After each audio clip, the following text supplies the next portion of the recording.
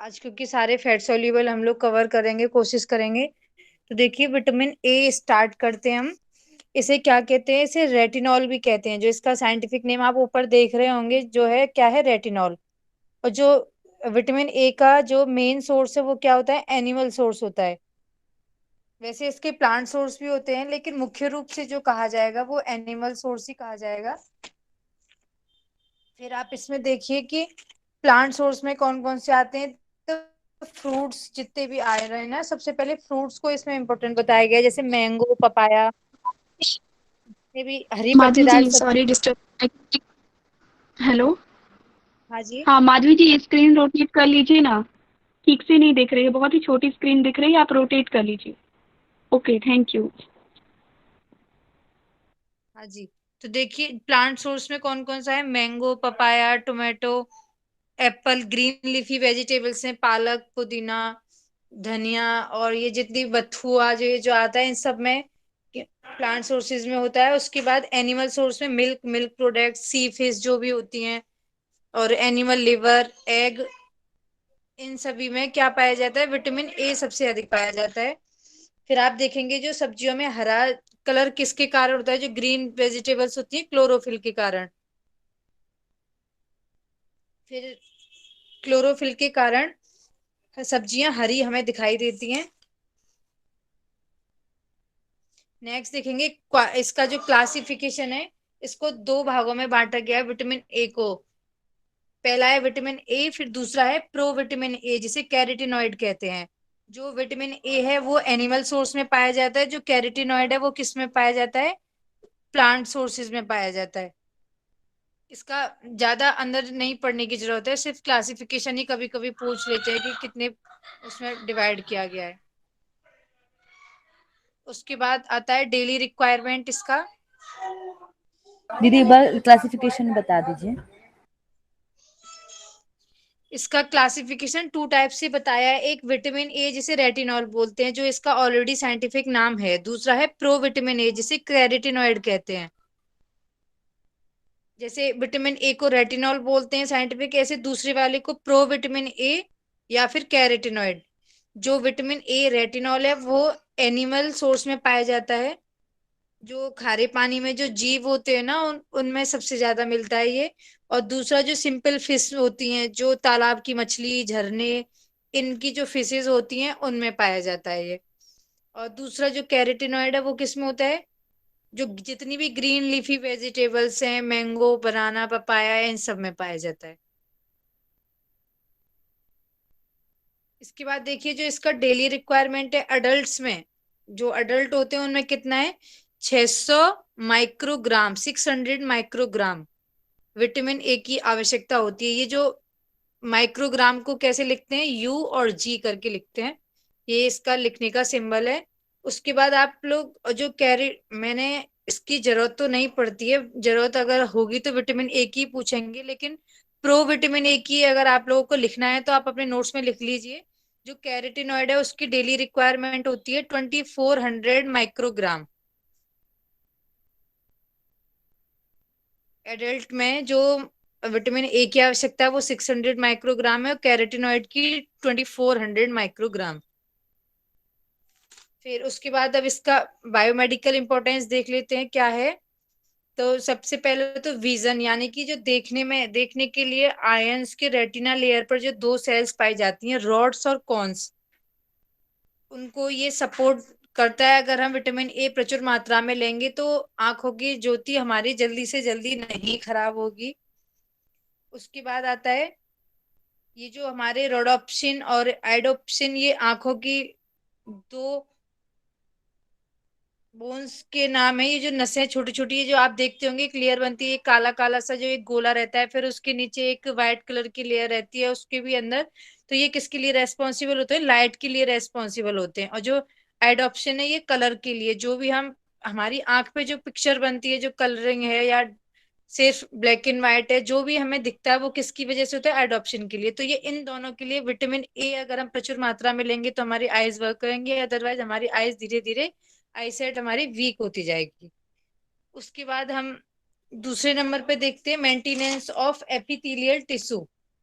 अगर vitamin A की कमी होती है तो एपिथेलियल टिश्यू का विकास नहीं हो पाता, जिस कंडीशन में क्या होता है कि केरेटिनाइजेशन होने लगता है। केरेटिनाइजेशन क्या होता है आप लोग ये सोच रहे होंगे, तो ये वो प्रोसेस है जिसमें हमारी जो स्किन की डर्मिस लेयर है ना, वो झड़ने लगती है। आपने देखा होगा स्किन सर्दियों में अगर हम ऑयल वगैरह नहीं लगाते तो ड्राइनेस सी रहती है, उसे ऐसे लगता है जैसे कुछ झड़ रहा है हमारी स्किन से, जैसे बालों में कभी कभी डेंड्रफ हो जाती है, तो वो समस्या दिखने लग जाती है। नेक्स्ट दिख रहा होगा growth. Third point is biomedical importance में ग्रोथ आता है। तो क्या होता है, एपिथेलियल टिश्यू व बोन की ग्रोथ के लिए आवश्यक है। यह बोन सेल के निर्माण के लिए भी महत्वपूर्ण है। जो बोन सेल, हमारी बोन में जो जितने भी सेल्स हैं उनके डेवलपमेंट और ग्रोथ के लिए भी आवश्यक है। इम्यूनिटी सिस्टम के सही तरीके से कार्य करने के लिए भी आवश्यक है, जो भी, क्योंकि विटामिन ए बॉडी के एंटीबॉडीज बनाने में हेल्प करता है। नेक्स्ट देखेंगे डेवलपमेंट ऑफ डब्ल्यूबीसी। जो डब्ल्यूबीसी का मेन काम क्या है, फेगोसाइट करना। फेगोसाइट वह प्रोसेस है जो माइक्रो ऑर्गेनिज्म को खा जाते हैं। जितने भी बाहर के विषाक्त पदार्थ होते हैं उनको क्या होते हैं, फेगोसाइट्स खा जाते हैं उन्हें। तो उस प्रोसेस में क्या करता है, ये विटामिन ए हेल्प करता है। नेक्स्ट देखेंगे एंटीऑक्सीडेंट के रूप में किसके लिए कार्य करता है, ये कैंसर में। जो भी ब्लड, जो हमारे ट्यूमर जो बॉडी में बनता है उसको नष्ट करने में हेल्प करता है। और जो ब्लड में कोलेस्ट्रॉल की मात्रा बढ़ जाती है उसको भी विटामिन ए कम करता है। फिर नेक्स्ट देखेंगे कि डेवलपमेंट ऑफ रिप्रोडक्टिव ऑर्गन्स। अगर बॉडी में रिप्रोडक्टिव ऑर्गन के जो म्यूकस डिस्ट्रॉय होने लगते हैं तो मेल में इनफर्टिलिटी जैसी समस्या देखी गई है। अगर विटामिन ए की कमी होगी तो मेल में कौन सी समस्या दिखेगी, इनफर्टिलिटी। और अगर ये समस्या महिलाओं में कैसे दिखती है कि जो प्रेग्नेंट लेडी में विटामिन ए की कमी होती है तो जो बच्चे का जो निर्माण है वो अच्छे से नहीं हो पाता, जिससे कि शॉर्ट टर्म प्री डिलीवरी हो जाती है। जैसे देखा होगा 6 मंथ में, 7 मंथ में ही डिलीवरी हो जाती है, या फिर जो है अबॉर्शन जैसी स्थिति पैदा हो जाती है। किसकी वजह से, विटामिन ए की कमी से। फिर उसके बाद आता है डब्ल्यूबीसी डेवलपमेंट ऑफ। अब आता है, ऊपर था डब्ल्यूबीसी, अब नीचे आ रहा है आरबीसी। इसमें क्या आएगा कि आयरन की ऑब्जेक्शन में हेल्प करता है। आयरन हमारा किसमें, हिम और ग्लोबिन, तो ये आयरन का सब्सटेंस है, इसलिए उसके डेवलपमेंट में भी विटामिन ए हेल्प करता है। नेक्स्ट आप देखिए डेफिशिएंसी डिसऑर्डर। तो इसकी कमी से कौन सा रोग हो सकता है, नाइट ब्लाइंडनेस जिसको रतौंधी भी बोलते हैं। दूसरा इसमें जो मुख्य है जो पूछा जाता है वो है केरेटोमलेशिया। इसमें क्या होता है केरेटोमलेशिया, आप पूछ रहे सोच रहे होंगे कि क्या है, कि जब हमारी जो कॉर्निया लेयर है आंखों की, उसमें इसकी समस्या देखी जाती है। जो कॉर्निया लेयर के एपिथेलियल टिश्यू हैं वो नष्ट हो जाते हैं, जिसकी वजह से हमारे कॉर्निया के ऊपर एक जाल सा दिखाई देने लग जाता है, जिससे हमारी देखने की क्षमता कम हो जाती है और जो व्यक्ति को कम समय में, एक छोटी उम्र में ही अंधा बना देती है। दूसरा है टोड स्किन। टोड स्किन कैसी होती है कि जो स्किन के एपिथेलियल टिश्यू नष्ट हो जाते हैं, तो एक डिसीज होती है जो हाथ पैर और बैक साइड पर दाने, स्किन ड्राई और रफ होने लगती है। इसमें आपका ये आ जाएगा। फिर उसके बाद है कंजेक्टिवाइटिस। फोर्थ नंबर पे देखिए कंजेक्टिवाइटिस। ये क्या है, आई बॉल की कवरिंग को बोला जाता है। जब यह आई बॉल के पार्ट में ही होती है, जो आई का ब्लैक पार्ट है ना, उसमें जो लाइट है वो पड़ती नहीं है, और जो विटामिन ए की कमी से जो है वो इसको इफेक्ट करती है। अगर कमी होगी तो उस पर अच्छे से जो है हम कोई भी इमेज हमारी आंखों पर नहीं बनेगी, जिसकी वजह से हमें समस्या उत्पन्न होंगी। हमारी आंखों में ईचिंग होगी, बर्निंग सेंसेशन आएगी, आंखों की वजह से हेडेक आने लगेगा। तो इसलिए प्रचुर मात्रा में विटामिन ए का सेवन करना है, और वो किससे मिलेगा हमें, एनिमल सोर्सेज से।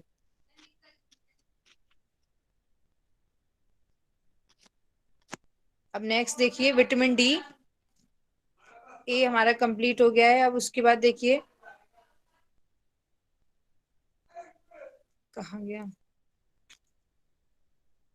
ये आ गया आपका विटामिन डी, जिसे कैल्सीफेरॉल अभी बताया था शायद मयंक जी ने।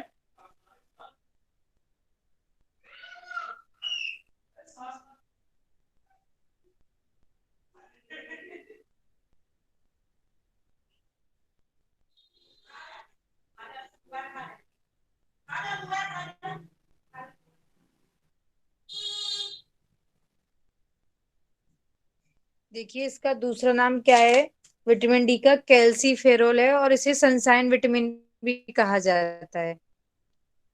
ये फैट सॉल्यूबल है और वाटर इनसॉल्यूबल है, पानी में अघुलनशील और फैट में घुलनशील होते हैं। इसका मेन सोर्स क्या है, जब यूवी रेज हमारी स्किन पर पड़ती हैं तो विटामिन डी का फॉर्मेशन होता है, अल्ट्रा वायलेट रेज जिन्हें बोलते हैं। और इसका सिंथेसिस स्किन के एपिडर्मिस लेयर पर होता है, इस कारण इसे सनसाइन विटामिन कहा जाता है। डर्मिस लेयर के बाद एपिडर्मिस लेयर आती है हमारी स्किन पे, तो उसके फॉर्मेशन पे हेल्प करता है ये सिंथेसिस पे। फिर इसका क्लासिफिकेशन बताया है, vitamin D2, D3, D5, D6, D7। Body में सिर्फ दो ही यूजफुल होते हैं, विटामिन D2 और D3। इनका एक्सप्लेनेशन पढ़ने की जरूरत नहीं है, बस एक कॉमन जानकारी के लिए बता दिया है। अब इसकी सोर्सेज देखिए, इसके सोर्सेज क्या क्या हैं। सबसे सोर्स अगर आता है विटामिन डी का, तो आपको सबसे पहले लिखनी है सनलाइट। सनलाइट इसका रिच सोर्स है विटामिन डी का। देन उसके बाद एनिमल सोर्सेज आएंगे। प्लांट सोर्स में विटामिन डी शून्य, लगभग शून्य की मात्रा में होता है, प्लांट सोर्स में नहीं होता है। और उसके बाद मशरूम, मिल्क, मिल्क प्रोडक्ट, घी, बटर, एग का येलो पार्ट जो होता है, उनमें हमें विटामिन डी सबसे ज्यादा मिलता है। अगर क्वेश्चन आता है आपको कि एग, घी, बटर, मशरूम और सनलाइट, तो आपको बिना सोचे समझे सिर्फ सनलाइट पे टिक करना है। उसके बाद देखिए डेली रिक्वायरमेंट इसका एडल्ट्स में बताया, 5 माइक्रोग्राम पर डे। इन्फेंट यानी कि जो नवजात शिशु होते हैं, चिल्ड्रन, प्रेगनेंसी और लैक्टेशन, इनमें 10 माइक्रोग्राम पर डे आवश्यकता पड़ती है विटामिन डी की। एडल्ट में 5। वॉइस ब्रेक हो रही है मैम थोड़ी सी आपकी। Hello. Hello Madhavi ma'am, voice break हो रही है आपकी। अभी तो बिल्कुल भी नहीं आ रही है। तो पूरी ब्रेक हो गई।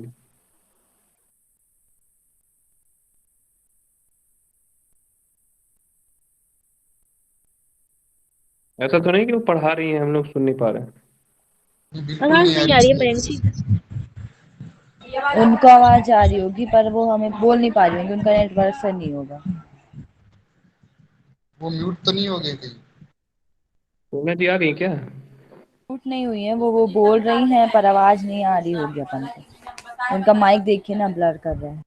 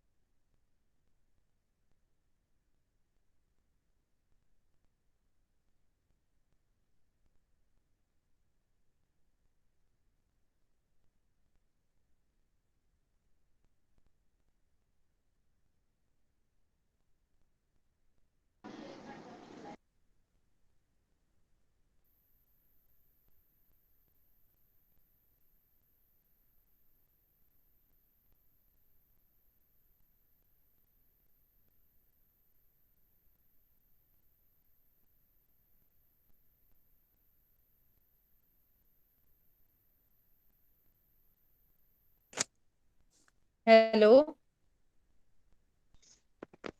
Yes ma'am. हाँ दीदी। अरे वो नेटवर्क इशू की वजह से फिर क्लास से हो रहा है। डिस्कनेक्ट। आपकी आवाज अभी भी कट रही है माधवी जी।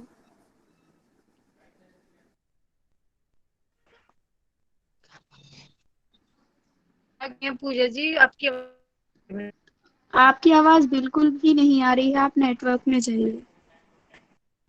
नीरज भैया बोल रहे हैं अब ऑफ कर देते हैं।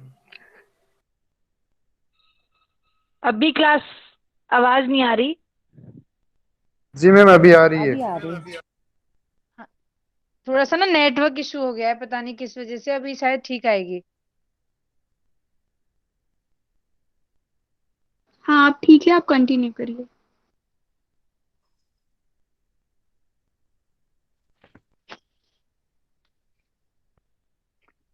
अब हम लोग बायोमेडिकल इंपॉर्टेंस देखेंगे विटामिन डी का। आपने स्टार्टिंग से तो विटामिन डी को सुना था ना कि उसमें भी आवाज का प्रॉब्लम हो रहा था। जी मैम D3 तक सुने थोड़ा थे हम। फास्ट हो रहा था, बाकी ठीक था। डेली रिक्वायरमेंट तक सुना था। हाँ जी, हाँ जी, बस वहीं तक डेली रिक्वायरमेंट के बाद अब बायोमेडिकल इंपॉर्टेंस देखना है उसका। माधवी जी चाइल्ड वाला रिपीट कर दीजिए, वहां से आवाज कट गई थी।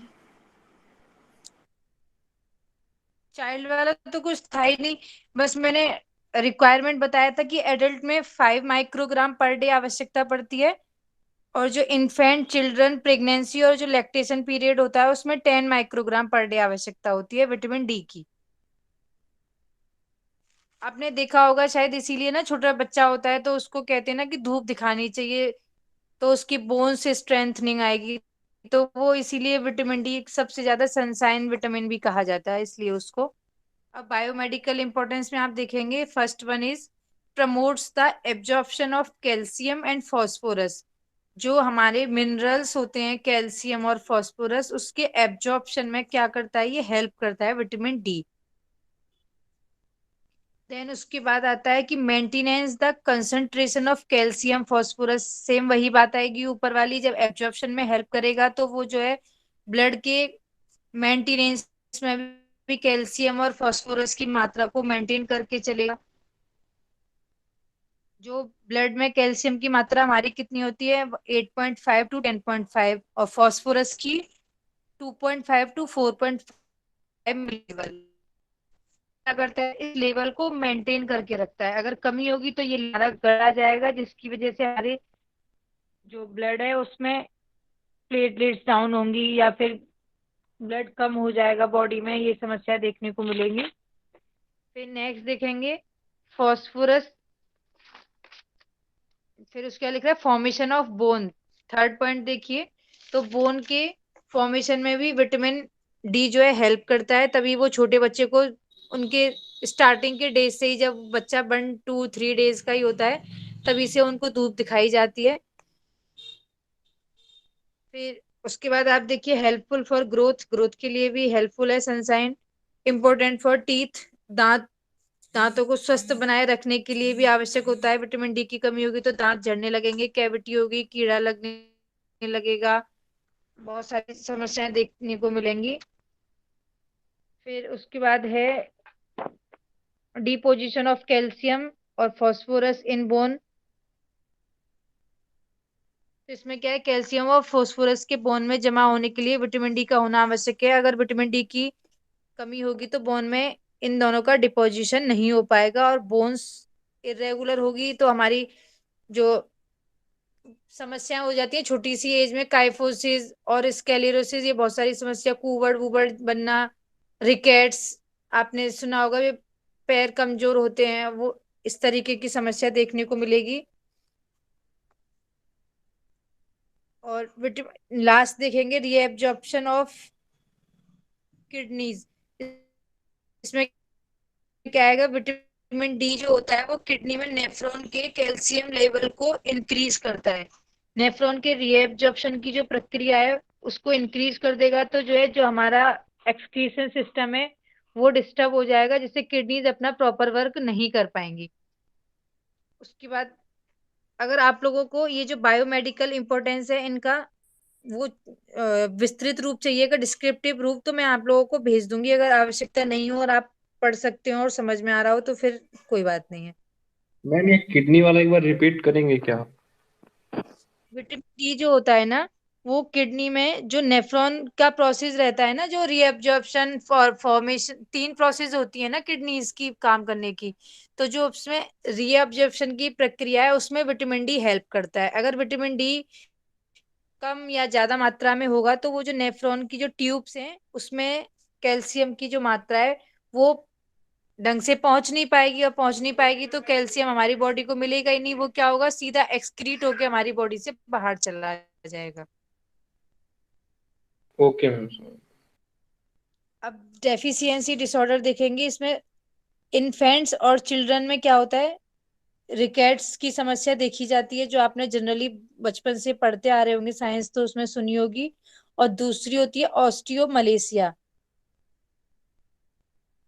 ध्यान से देखिएगा, लास्ट में शायद केरेटोमलेशिया था और इसमें क्या आता है, ऑस्टियोमलेशिया।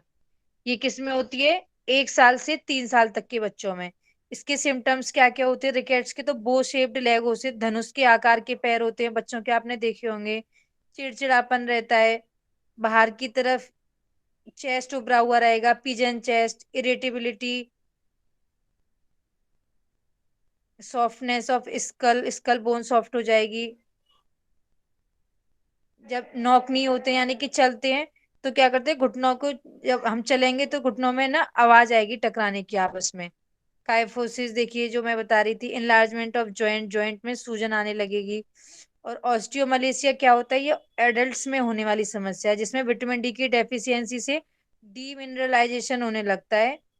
यह कंडीशन जनरली फीमेल्स में देखी जाती है, क्यों, क्योंकि प्रेगनेंसी और लैक्टेशन टाइम में फीमेल को ज्यादा विटामिन डी की आवश्यकता होती है, और उनको समाज और सोसाइटी के डर से, मतलब घर में ही वो बाहर सैर करने भी जाती हैं, घर का काम भी करती हैं, और उनके ऊपर ऑलरेडी एक जान उनके अंदर पल रही होती है, तो उनको दोहरा विटामिन डी की आवश्यकता होती है, लेकिन वो अपने डेली प्रतिदिन के कार्यों में उतना नहीं इनटेक कर पाती हैं, जितना लेती हैं वो इतना डेली यूज में खर्च कर देती हैं। तो इस तरीके की समस्या इसलिए ज्यादातर फीमेल्स में देखी जाती है। फिर दूसरा है ऑस्टियोपोरोसिस, ये ओल्ड एज में होता है, जब देखा होगा कि इसीलिए बुजुर्ग जल्दी 60 के बाद देखा होगा आपने, वो लाठी लेके चलने लगते हैं, तो क्या होता है उनकी वो जो बोन्स की शेप है वो बिगड़ने लगती है। तो देख लीजिए, 3 इसकी समस्याएं बताई हैं, एक रिकेट्स, ऑस्टियोमलेशिया और ऑस्टियोपोरोसिस। ये 3 of them are different different ages problem. First one is rickets, 1 to 3 years problem. Osteomalacia is adults problem, and osteoporosis is old age problem.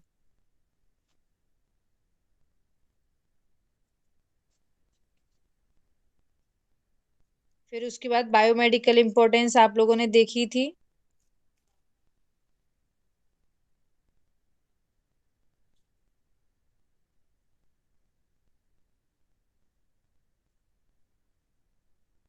ज्यादातर ये कैल्शियम और फास्फोरस के लिए हेल्प करता है, और बोन के जो ग्रोथ है उसमें हेल्प करता है।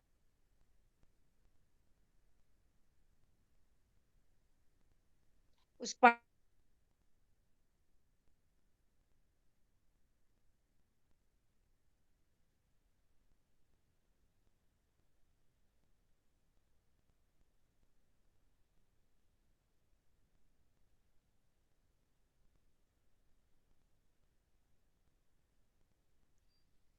हेलो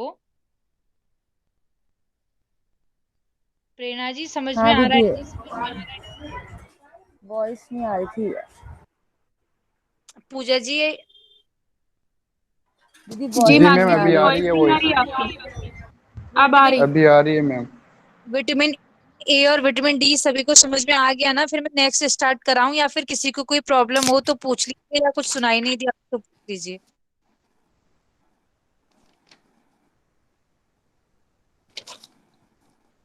दीदी वो रिक्वायरमेंट्स मुझे नहीं सुनाई दिया था, विटामिन डी का जो आप बोले थे, एडल्ट्स में कितना और चाइल्ड में। एडल्ट में 5 माइक्रोग्राम पर, इन्फेंट्स और चिल्ड्रन में 10 माइक्रोग्राम पर डे। ओके दीदी। हाँ जी, नेक्स्ट स्टार्ट करें, vitamin E. Yes. Okay, yes vitamin ma'am. E, इसको दूसरा नाम है, इसको टोकोफेरॉल और एंटी स्टर्निटी विटामिन भी कहते हैं। स्टर्निटी का मतलब होता है जो इनफर्टिलिटी को दूर करे, ऐसा विटामिन। ये जो टोकोफेरोल है, ये ग्रीक वर्ड है जो दो शब्दों से मिलकर बना है। टोकोस यानी कि चाइल्ड बर्थ, फेरो मतलब ऐसा सब्सटेंस जो फर्टिलिटी को इंक्रीज करता है, और ओल मतलब एल्कोहल। ये ज्यादातर विटामिन ई किसके लिए इंपॉर्टेंट है? रिप्रोडक्टिव ऑर्गन्स के लिए इंपॉर्टेंट है। फिर इसका क्लासिफिकेशन देखेंगे। There are two types, tocopherol और ट्रियोनल्स। ये भी चार प्रकार के होते हैं। जो टोकोफेरोल है वो चार प्रकार का होता है, अल्फा, बीटा, गामा और डेल्टा। दिख रहा होगा आपको नीचे। जो विटामिन ई है उसके टू टाइप्स हैं, टोकोफेरोल और टोकोट्रियोनल्स। और जो टोकोफेरोल है वो चार प्रकार का होता है, अल्फा, बीटा, गामा और डेल्टा। बस इतना ही जानना है, इसके अंदर का इतना ज्यादा पढ़ने की जरूरत नहीं है। फिर इसका सोर्स आ जाएगा। सभी फूड ग्रुप में पाया जाता है, और सबसे ज्यादा किस में होता है? प्लांट सोर्स में। और उसमें भी देखिए ऑयली सीड्स, सूरजमुखी का जो तेल होता है, sunflower oil, coconut oil, peanut, mustard seeds जो राई होती है, सरसों जिसे बोलते हैं। ड्राई फ्रूट्स में आलमंड में सबसे ज्यादा होता है। ग्रीन लीफी वेजिटेबल्स में, और जो आटा जब हम छानते हैं ना रोटी बनाने के लिए, तो जो आटे की भूसी होती है उसमें भी विटामिन ई की मात्रा पाई जाती है। फिर दालों में, अनाजों में, और बहुत कम मात्रा में मिल्क, मीट, बटर, एग इनमें पाया जाता है। सबसे ज्यादा किसमें देखिए आप लोग, जितने भी सनफ्लावर, कोकोनट ऑयल, पीनट, सीसम oil, mustard seeds, oily seeds, इनमें सबसे ज्यादा प्लांट सोर्स में पाया जाता है। इसका डेली रिक्वायरमेंट देख लीजिए। एडल्ट में 30 माइक्रोग्राम, प्रेगनेंसी में 30 माइक्रोग्राम पर डे, और लैक्टेशन में 30 माइक्रोग्राम, यानी कि तीनों सिचुएशन में एक ही मात्रा में आवश्यकता होती है। लेकिन एडोलेसेंट्स और infants में 15 माइक्रोग्राम पर डे आवश्यकता पड़ती है इसकी, विटामिन ई की। आपने देखा होगा बालों के लिए, स्किन के लिए भी विटामिन ई को अच्छा बताते हैं, आजकल उसके कैप्सूल भी आने लगे हैं। फिर इसका सोर्सेज हो गए, बायोमेडिकल रिक्वायरमेंट हो गई इसकी। अब इसकी बायोमेडिकल इंपॉर्टेंस में आ जाते हैं। ये एंटीऑक्सीडेंट प्रॉपर्टीज है, अर्थात ये विटामिन ए, विटामिन सी के ऑक्सीडेशन को रोकता है, जिसके कारण इंटेस्टाइन में ये एब्जॉर्ब होता है और ब्लड में इसको बॉडी यूज करती है। फॉर्मेशन ऑफ आरबीसी, आरबीसी के निर्माण में सहायक होता है विटामिन ई। जो बोन, जो हमारी बोन मैरो और स्प्लीन में आरबीसी का निर्माण होता है, तथा विटामिन ई की डेफिशिएंसी होगी तो आरबीसी भी नहीं बन पाएगी। फॉर्मेशन ऑफ आरबीसी कैसे हेल्प करता है, दोबारा सुन लीजिए कि आरबीसी के निर्माण में विटामिन ई सहायक होता है। जो बोन मैरो और स्प्लीन में किसका निर्माण होता है? आरबीसी का। अगर विटामिन ई की डेफिशिएंसी होगी तो आरबीसी इनमें फॉर्मेशन नहीं कर पाएगी। थर्ड आएगा इंपॉर्टेंट फॉर रिप्रोडक्शन, यानी कि रिप्रोडक्टरी ऑर्गन की वृद्धि के लिए भी ये आवश्यक है। मेल में विटामिन ई की कमी होगी तो स्पर्म का फॉर्मेशन रुक जाएगा, और फीमेल में कमी होगी तो ओवम का निर्माण नहीं होगा। अगर प्रेगनेंसी में विटामिन ई की कमी होगी तो फीटल डेथ, यानी कि बच्चे की जो भ्रूण होता है अंदर, उसकी समय से पहले डेथ हो जाएगी। उसके बाद फोर्थ नंबर आता है important for immune system, immune system को स्ट्रांग बनाता है। अगर विटामिन ए की कमी होगी तो जो है बाहर से जितने भी जीवाणु हैं उनसे लड़ने की क्षमता, जैसे कोविड जैसी समस्याएं हमारी बॉडी को घेर लेंगी। तो इसलिए विटामिन ई और विटामिन सी दोनों ही इसके लिए महत्वपूर्ण है। फिर उसके बाद आता है prevention of muscles damage. Muscles के जो मायोफाइब्रिल्स जो उन्होंने बताए थे राहुल जी ने, उनके डेवलपमेंट के लिए विटामिन ई जरूरी होता है। फिर प्रोटेक्ट बॉडी टिश्यूज, बॉडी के टिश्यूज को प्रोटेक्ट करता है। कैसे? जो हमारी बॉडी में मेटाबॉलिक प्रोसेस होती है उनके माध्यम से एक केमिकल बनता है जिसे फ्री रेडिकल्स बोला जाता है। ये फ्री रेडिकल्स किसके मॉलिक्यूल होते हैं? ऑक्सीजन के। अगर ये जो ऑक्सीजन के मॉलिक्यूल नहीं बनेंगे तो जैसे नहीं बनेंगे विटामिन ई की प्रचुर मात्रा ना लेने पर। तो इसलिए विटामिन ई की प्रचुर मात्रा हमें लेनी है ताकि फ्री रेडिकल्स बन सकें और जो हमारी स्किन रिलेटेड प्रॉब्लम है वो ना जनरेट हो। ये बहुत छोटा सा था। अब इसके डेफिशिएंसी डिसऑर्डर देख लीजिए। रिपीटेड अबॉर्शन, मेल्स में इनफर्टिलिटी और स्टेरिलिटी, मस्कुलर टेस्ट्रोफी एंड मैम थोड़ा स्लो बोलिए, थोड़ा सा। ओके। इसकी डेफिशिएंसी डिसऑर्डर में आपको रिपीटेड अबॉर्शन यानी कि बार बार अबॉर्शन जैसी स्थिति बनती रहेगी महिलाओं में। फीमेल्स में स्टर्निटी जैसी समस्या यानी कि स्पर्म का ना बन पाना जैसी समस्याएं दिखेंगी, जिसे शायद नपुंसकता कहते हैं। होने लगेंगी, जो पेशियों के फाइबर खत्म हो जाएंगे। इसके दिखेंगे फीटल ड्राइव में यूजल ड्रेस होता है, उसमें धीरे धीरे जो भ्रूण होता है वो खत्म होने लग जाता है, तो रहेगी। और एनीमिया देखा जाता है चिल्ड्रन के अंदर। देखिए इसमें तीन चीजें मैम वॉइस ब्रेक हो रही है चिकित्सा आपकी बहुत ज़्यादा। जो रिच सॉरी वॉइस ब्रेक हो रही है आपकी। मैम वॉइस ब्रेक हो रही है, बहुत ज्यादा हो रही है आज तो। मैंने तो वाईफाई का नेटवर्क अभी तो ठीक आ रहा है, जब प्रॉब्लम हुई थी अभी तो ठीक है। मैं एक बार रिपीट कर दूं क्या वापस से, अगर अभी आवाज क्लियर आ रही हो तो? जी माधवी कर जी, दीजिए रिपीट रिपीट। कर दीजिए। डेफिशिएंसी, डेफिशिएंसी बस। डेफिशिएंसी देखिए, सबसे ज्यादा विटामिन ई किसके लिए रिस्पॉन्सिबल था? रिप्रोडक्टिव ऑर्गन्स की ग्रोथ के लिए। अगर विटामिन ई की प्रचुर मात्रा हम नहीं लेंगे या कमी और अधिकता कर देंगे तो हमें उन्हीं से संबंधित प्रॉब्लम दिखाई देंगी, रिप्रोडक्टिव ऑर्गन से। तो क्या होगा? फीमेल्स में तो रिपीटेड अबॉर्शंस जैसी समस्याएं दिखाई देंगी, बार बार महिलाओं का अबॉर्शन होता रहेगा। अगर उनकी एक प्रॉपर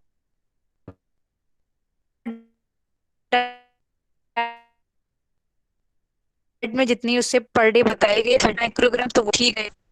फिर उसके बाद मेल्स में देखा जाएगा इनफर्टिलिटी, यानी कि स्पर्म का जो फॉर्मेशन है वो नहीं होगा, जिस वजह से उनको बच्चा पैदा करने में समस्या आएगी।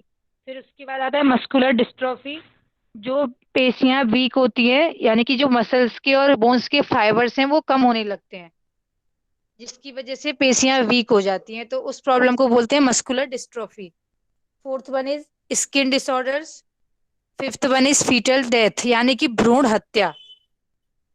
और last one is anaemia in infants and children, यानी कि बच्चों में और नवजात शिशुओं में किसकी समस्या देखने को मिलेगी? एनीमिया की, यानी कि खून की कमी।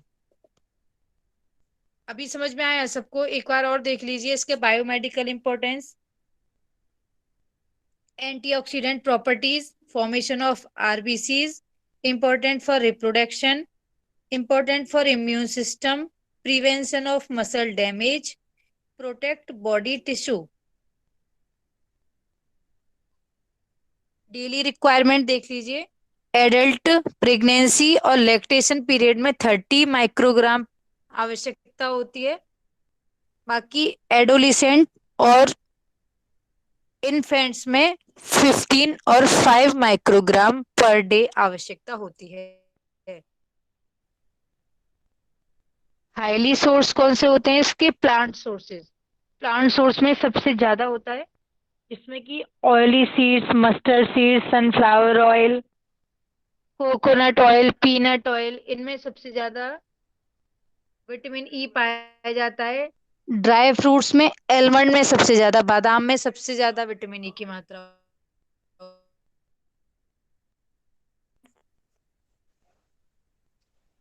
विटामिन ई के क्लासिफिकेशन बताए थे, उसका दो प्रकार हैं। पहला टोकोफेरॉल और दूसरा टोकोट्रियोनॉल्स। जो टोकोफेरॉल है उसके चार प्रकार हैं, अल्फा, बीटा, डेल्टा और गामा।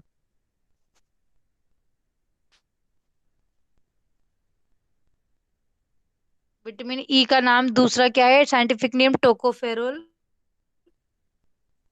जो किसको दूर करता है? इनफर्टिलिटी जैसी समस्या को दूर करता है। टोकोफेरॉल कैसा शब्द है? ग्रीक वर्ड है, जो किससे मिलकर बना है, टोकोज और फेरोल, यानी कि जो इनफर्टिलिटी को दूर करे।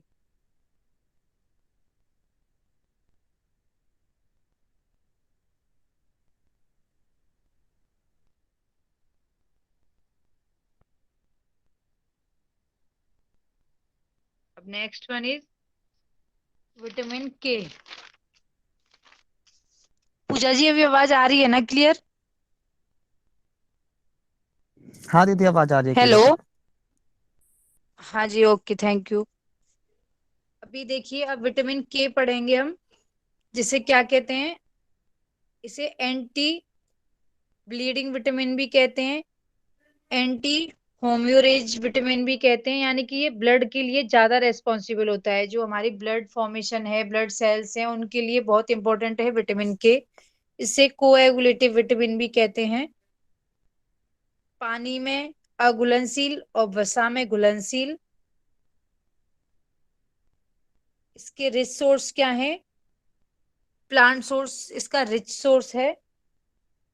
Green leafy vegetables, beans, rajma, इनमें सबसे ज्यादा मुख्य रूप से विटामिन के देखा जाता है।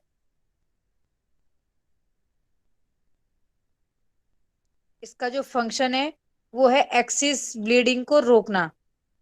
विटामिन के का फंक्शन, ये ब्लड का थक्का जमने का काम करता है, यानी कि क्लॉट का काम करता है। जो ज्यादा कभी कभी ऐसी समस्या होती है कि ब्लड ज्यादा बहने लगता है, तो विटामिन के जो है किसके लिए रेस्पॉन्सिबल होता है? ब्लड का थक्का जमाने के लिए।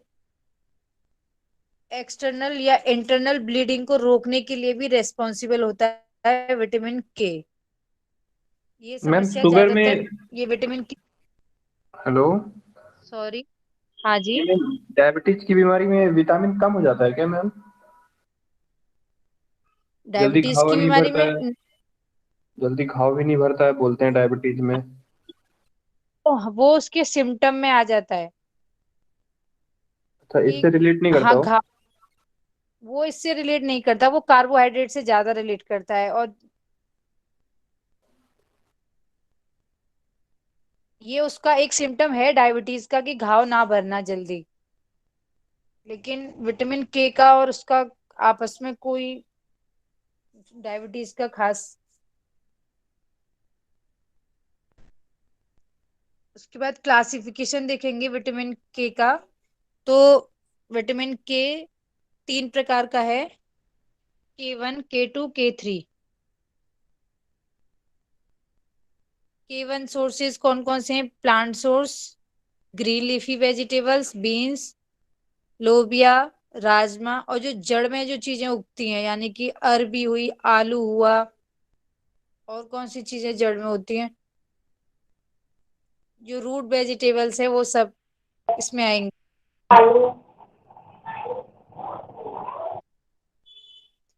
K2 रेस्पॉन्सिबल होता है एनिमल सोर्स, जैसे कि milk, milk product, egg, meat, liver. K3 वह विटामिन जिसे हमारी बॉडी खुद सिंथेसिस करती है, किसके माध्यम से? लार्ज इंटेस्टाइन में इकोलाई बैक्टीरिया के माध्यम से।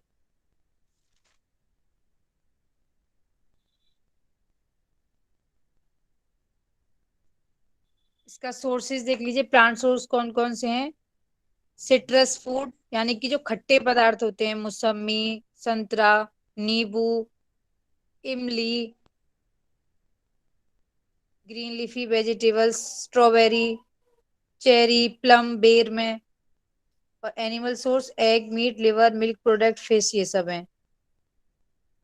डेली रिक्वायरमेंट देख लीजिए, एडल्ट्स में क्या क्या है? 70 to 400 microgram per day. Adolescents में 50 to 100 microgram per day. Childrens के अंदर 20 to 40 gram per day. Infants के अंदर 12 to 20 माइक्रोग्राम पर डे। यानी कि बच्चों में जो एकदम छोटे बच्चे होते हैं उनके लिए 12 to 20 माइक्रोग्राम, अदरवाइज सबके लिए इंक्रीज होता जा रहा है विटामिन के का लेवल, क्योंकि ब्लड की कमी होगी तो ग्रोइंग एज में प्रॉब्लम करेगा। इसलिए एज बढ़ने के साथ साथ विटामिन के की मात्रा भी बढ़ती जा रही है, आप देख सकते हैं चार्ट में।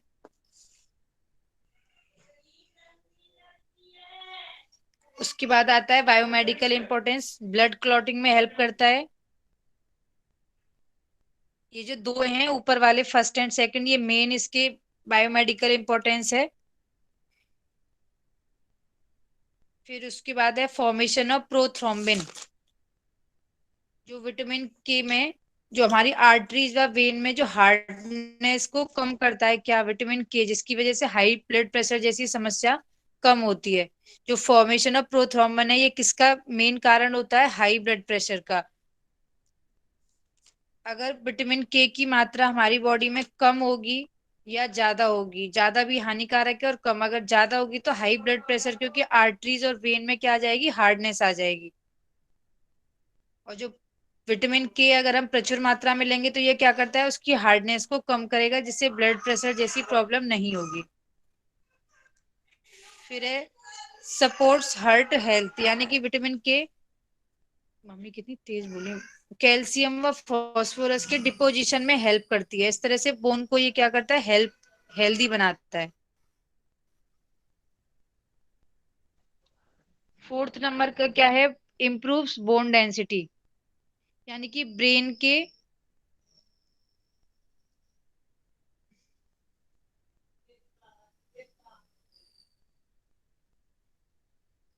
फोर्थ नंबर में आएगा इम्प्रूव्स बोन डेंसिटी, यानी कि कैल्शियम और फास्फोरस के डिपोजिशन में हेल्प करता है। Fifth one is improve brain function, इसमें आएगा ब्रेन के फंक्शन के लिए इंपॉर्टेंट है। जो हमारी जो लिपिड के फॉर्मेशन में जो हेल्प कर रहा था, वो ब्रेन का एक इम्पोर्टेंट पार्ट होता है। कौन सा? ये स्विचर्स होते हैं हमारे ब्रेन में, जो किसके बने होते हैं?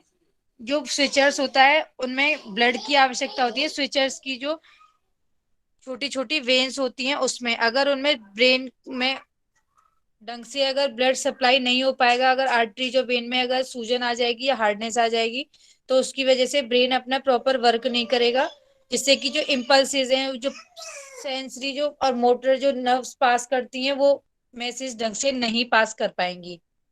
फिर उसके बाद आता है helps with menstrual pain and bleeding. Vitamin के की कमी होगी तो मेंस्ट्रुअल पेन होगा।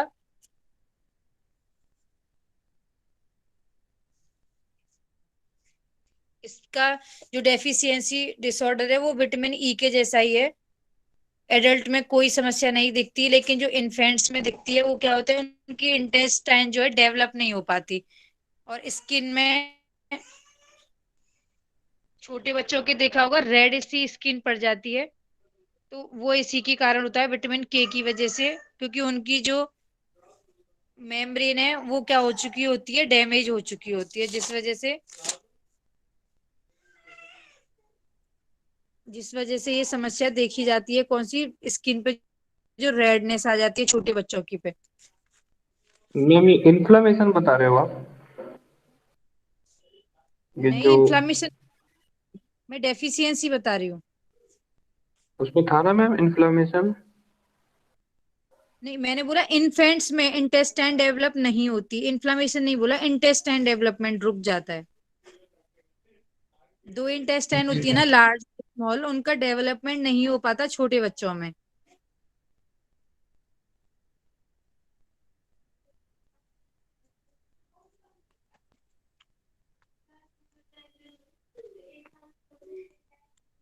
तो आज का हमारा टॉपिक बस इतना ही था।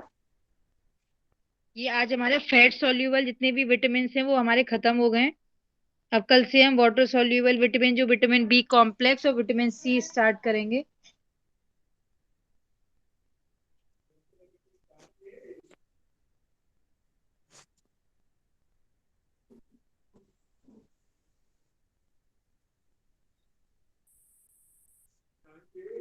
आपको किसी को कुछ मैम, पूछना जो हो, अब तक कराया आपने, प्लीज उसकी पीडीएफ ग्रुप में भेज दीजिएगा। तुरंत आपसे बात करते करते आपकी क्वेरी पूछते पूछते मैं ग्रुप में शेयर कर रही हूँ। Thank you ma'am.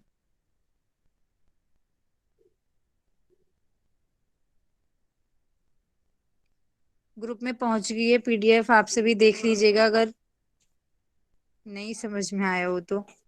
बाकी का कोई मैम ये पीडीएफ सीक्वेंस में नहीं है क्या? सॉरी, मैं पूछ रहा हूँ ये पीडीएफ जो आपने भेजी है सीक्वेंस में नहीं है क्या? आज वाली जी आज वाली।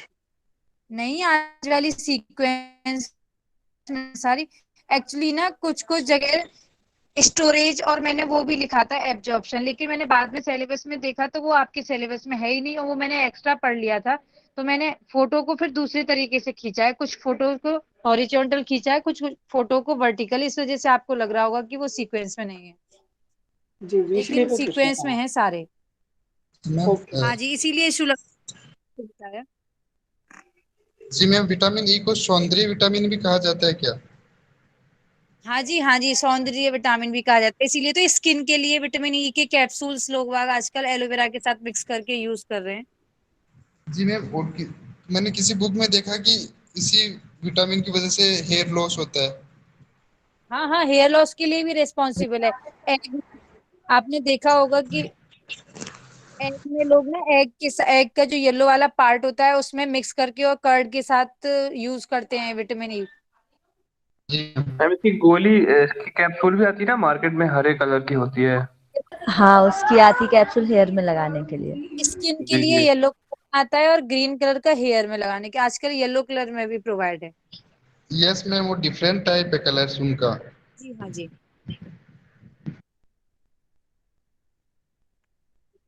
Excuse me ma'am. हाँ जी। मैम मेरे दो क्वेश्चन है। आपने ये बताया था टोकोफेरोल करके बताया था जिसमें इनफर्टिलिटी मतलब जो होती है, तो मैम ये कैसे मतलब क्या खाया जाए तो ये प्रॉब्लम ठीक होती है? तो मैंने बताया था ना आपको नहीं इसके मैम, सोर्सेज आवाज ब्रेक हो गई थी तब, इसलिए मैं सोर्सेज बता मूंगफली हो गई।